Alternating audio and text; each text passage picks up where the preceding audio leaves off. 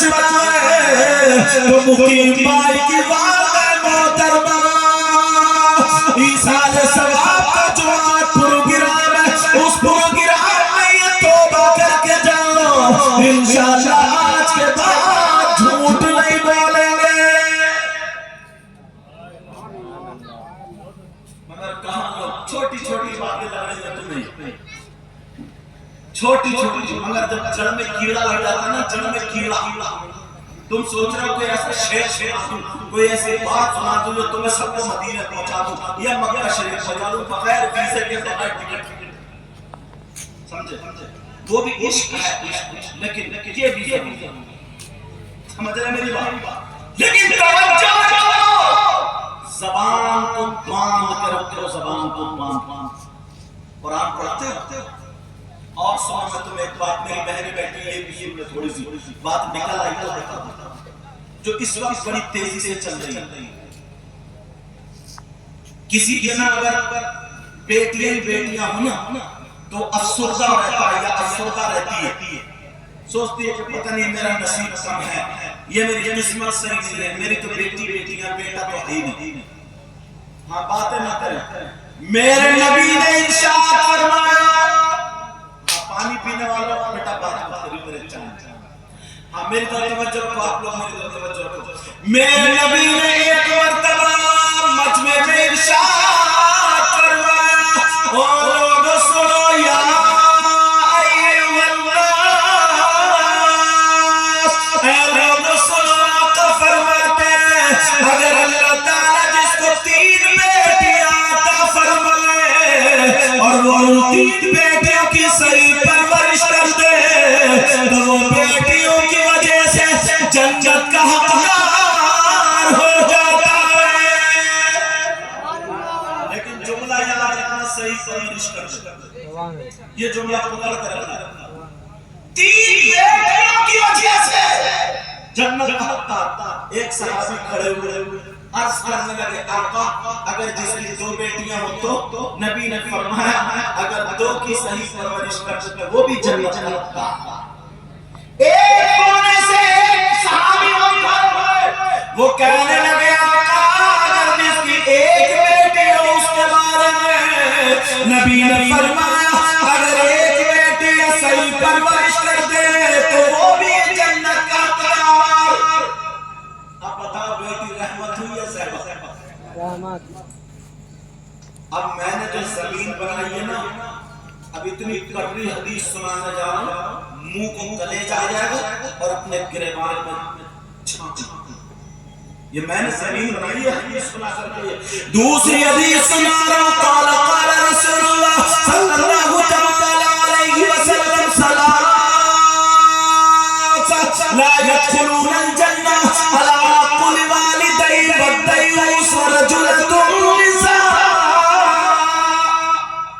इसका मतलब इसलिए बोलिए कोई ना कहता अपनी तरफ से कैसे चलेगा 3 बेटियों की वजह से जन्नत का हकदार मगर सही परवरिश कर दो इधर तो बेटियों की वजह से जन्नत का। दूसरी हदीस का तर्जुमा सुनो नबी फरमाते हैं मेरी उम्मत में 3 किस्म के लोग ऐसे जो जन्नत में नहीं जाएंगे।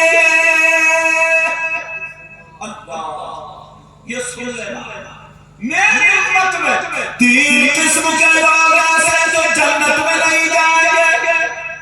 कितने किस्म के लोग और अगर नबी जिसको जन्नत से रोक दे तो कोई मौलाना जन्नत में नहीं ले जा सकता नबी जिसको जन्नत से रोक दे तो पीर साहब जन्नत में नहीं ले जा सकते और नबी जिसको जन्नत से रोक दे तो उसकी नमाजें जन्नत में नहीं उसके रोजे जन्नत में उसकी ज़कात कोई भी माल का जन्नत में नहीं ले जा सकता। मेरे नबी फरमाने सलासा ला यदखुलूनल जन्नत 3 लोग ऐसे जन्नत में दाखिल नंबर 1 अला कुल वालिदै माँ बाप को सताने वाला माँ बाप को तकलीफ देने वाला। नंबर 2 वद्दैयूस जन्नत में नहीं जा सकता। ओ लोग सुनो मैंने हदीस इसी जुमले के लिए पढ़ी है दयूस कौन है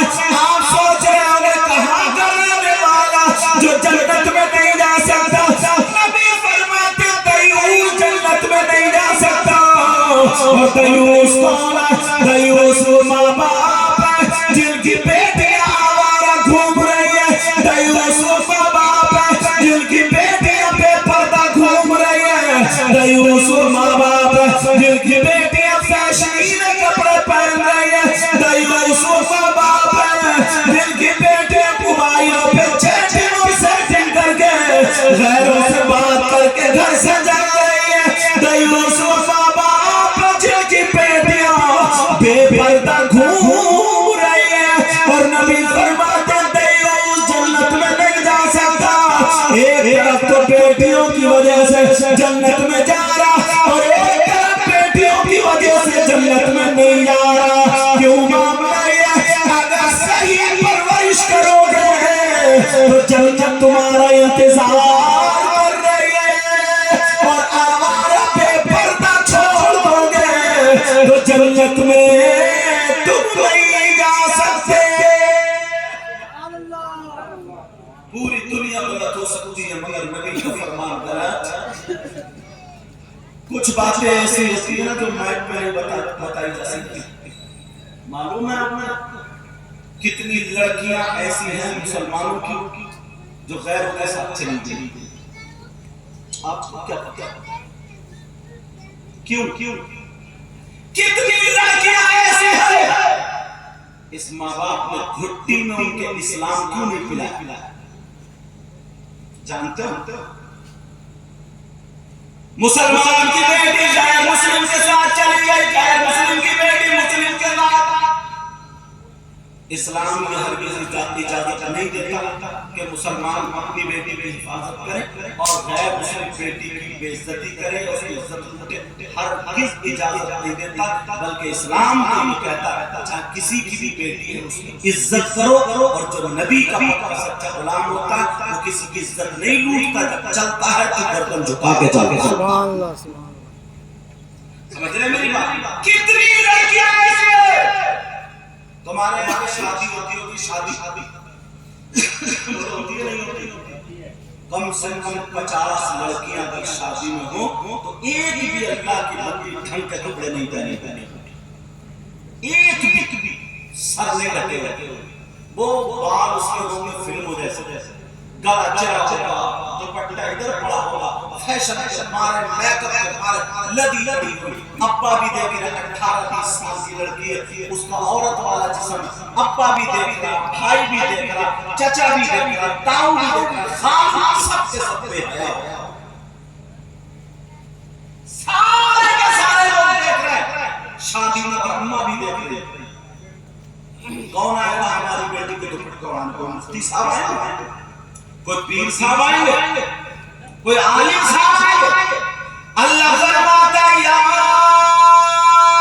अय्युहल्लज़ीना आमनू कू अनफुसकुम व अहलीकुम नारा। ईमान वालों, अपने आप को और अपने घर वालों को जहन्नम की आग से बचाओ। बचा रहे जहन्नम की आग से। बेटी है तुम्हारी, तुम पे जिम्मेदारी, बेटे हैं तुम्हारे, तुम पे जिम्मेदारी। बेटों ने ऐसे पाल कर रखे, ऐसे हुलिये कर रखे, शादी में जाएंगे वो भी तेरी मेरी बहन बेटियों को थक रहा है, ऐसा लगता है इनके घर में माँ बहन है ही नहीं।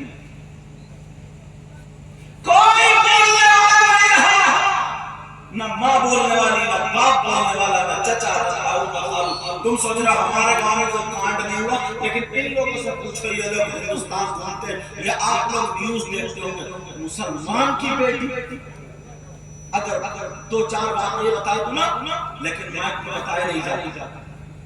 मुसलमान की बेटी बाप की नाक कटा के चली गई, माँ की नाक कटा के चली गई।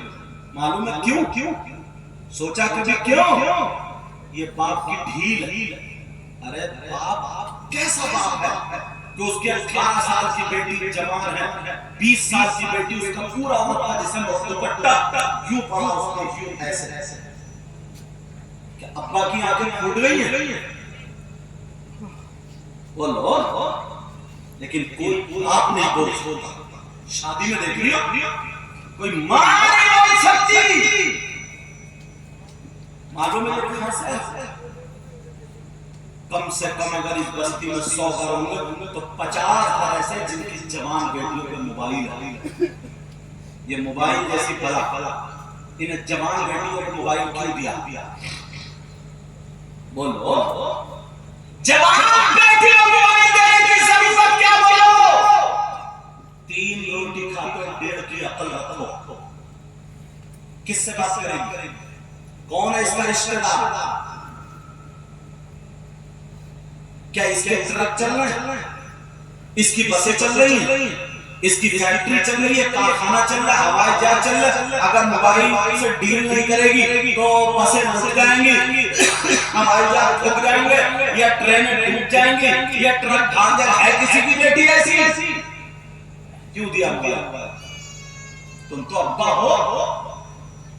मैं किसी की बेटी पे इल्जाम नहीं लगाऊंगा, मगर आज देखो जो लड़की घर से निकल के नहीं गई उसके बाद बम्बई का फैशन कहां से आया?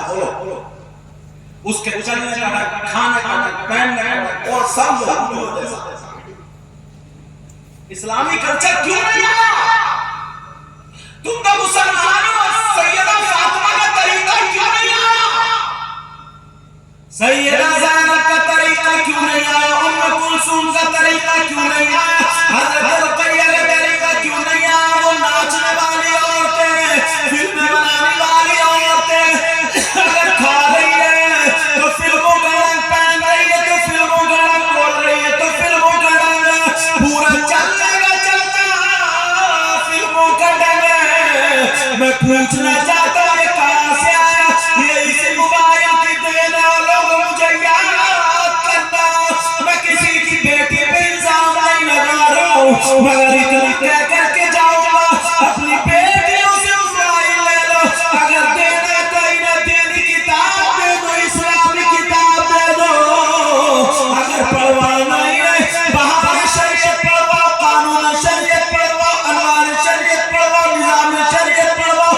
अगर पढ़वाना ही है तो हज़रत खदीजा की जिंदगी पढ़वाओ, हज़रत आयशा की जिंदगी पढ़वाओ, हज़रत फातिमा की जिंदगी पढ़वाओ। अगर हमारी बेटी मोबाइल बल्कि सैयदा फातिमा की जिंदगी पढ़ेगी तो खाएगी हमारी बेटी, लेकिन डन फातिमा का होगा। पिएगी हमारी बेटी, डन फातिमा का होगा। चलेगी उठेगी बैठेगी हमारी बेटी, ढंग फातिमा का होगा। अगर ऐसी बेटी बाप के घर में हो तो बाप के लिए रहमत बनेगी, शौहर के घर में जाए तो शौहर के लिए नेमत बनेगी, और जब मां बनेगी तो इसके कदमों के नीचे जन्नत होगी। लेकिन कहां? ये कौन करेगा? ये वो काम बता रहा हूं मैं। बहुत गहरी हदीस पढ़ सकता था, मगर ये वो काम बता रहा हूं जो माँ बाप के पावर में, भाइयों के पावर में। माँ बाप कर सकते और नहीं करो तो नहीं झेलो। हज़रत शादियों में लगता ही नहीं इस्लामी तरीके में शादी हुई, ऐसा लगता है जैसे बिल्कुल ईसाइयों में यहूद और नसारा। औरतों का नाच, मेहंदी, हल्दी, रिबन काटना, मैरिज हॉल के गेट पे खड़े होकर फूल की पत्तियां मार के बारात का या लोगों का स्वागत वेलकम करना। जवान लड़के 18-20 साल की बाप के सामने फोटो खींच रही है, सेल्फी ले रही है, कोई किसी को बोलते नहीं, चुटियां लहराती कर रही। ऐसा लगता है सब सुनगे बैरे सुम बुकमुन है सब। ऐसा लगता सब लोग अपने आप में संभालो, अपने घर के तो कम से कम तो जिम्मेदारी दो। अगर गांव की जिम्मेदारी नहीं ले सकते तो घर की जिम्मेदारी लो।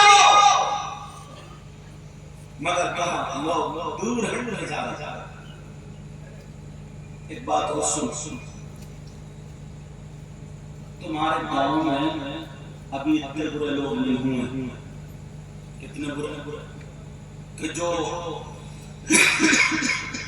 मरा हुआ बकरा खाए, मुर्दार खाए, जिसको ज़बा नहीं किया गया, हलाल नहीं, उसको खाए। हमें ऐसे करें? कोई मुसलमान है ऐसा? तुम्हारे गांव में कोई ऐसा है जो बकरा मर जाए उसे खा ले, मुर्गा मर जाए उसे खा ले? और बड़ी बात बोलूं, अगर किसी के भाई का इंतकाल हो जाए या उसके छोटे छोटे बच्चे हों, बीवी हो, कितना दुख होता है, कुरान खानी कर दुआ करता। लेकिन एक सगा भाई, उसका भाई मरा हुआ लेकर, तो वो अपने मरे हुए भाई का गोश्त नोच नोच के खाए। कोई है तुम्हारे गांव में ऐसा? इससे बड़ा कोई शख्स हो सकता? बोलो, जो अपने सगे भाई का गोश्त नोच के खाए, इससे बड़ा कोई हो सकता?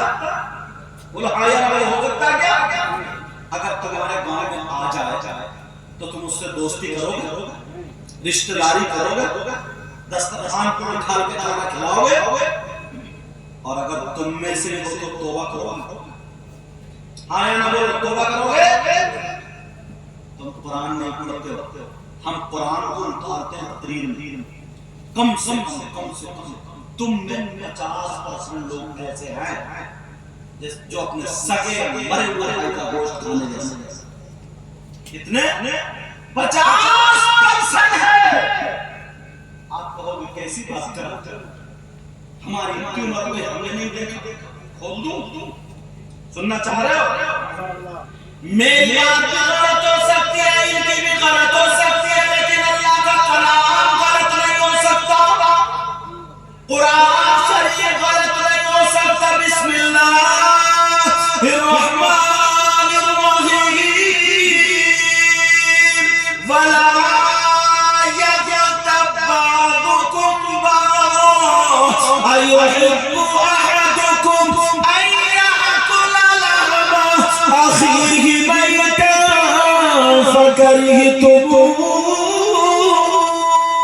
बता, कुरान की आयत है कि नहीं है? ओ लोगों सुनो, अल्लाह ताला फरमाता है, अगर कोई आपस में एक दूसरे की गीबत करता है, चुगली करता है, पीछे बुराई करता है, अब मुझे बताओ कि 50% लोग ऐसे नहीं है जो गीबत करते हैं, चुगली करते हैं, पीछे बुराई करते हैं, होटलों पर बुराई करने वालों, बैठकों मकानों पर चुगली करने वालों, एक दूसरे की गीबत करने वालों, सुनो आज इस प्रोग्राम में ये तौबा करके जाना। तुमने मुझसे वादा किया, कौन है जो अपने मरे हुए भाई का गोश्त खाता? अल्लाह फरमाता है, गीबत करने वाला, चुगली करने वाला, पीछे बुराई करने वाला ऐसा है जैसे अपने सगे मरे हुए भाई का गोश्त खाने वाला।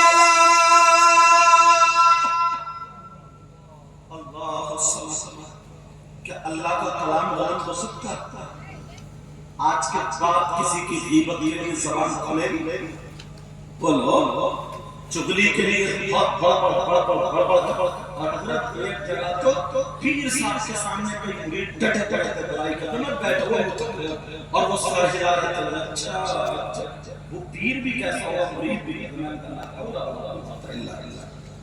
कोई अच्छा पीर आ गया, आलिम है, उसकी खैरियत, दीन की बातें पूछो, उससे अच्छी बातें हासिल करो। समझे? ये जो तजर्बात है, जो नसीहत है, वो लोग